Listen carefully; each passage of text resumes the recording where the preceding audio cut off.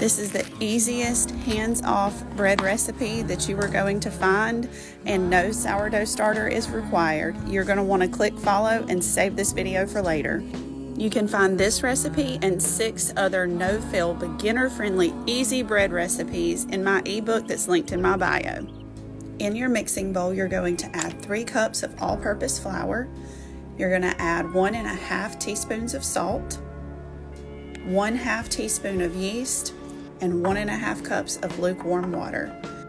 Using a wooden spoon, a dough whisk, or your hands, you're going to mix this until everything is nice and incorporated. I was using bread flour for this recipe and I found that my dough was a little too dry and crumbly, so I added just another splash of water, enough to make it come together and form just a sticky little ball. One thing you want to do whenever you're making bread is remove all of your inhibitions. Get to know your dough and just play around with it. This should feel like a sticky, wet Play-Doh.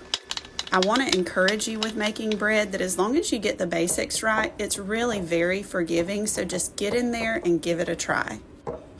I'm going to clean the sides of my bowl down. This is just a preference. We are going to cover this with some plastic wrap and leave it on the counter for 12 to 24 hours. The longer you leave this on the counter, the better your bread's going to be, the more flavorful it's going to be. So I'm going to cover this up. We're going to let it rest and then come back for part 2.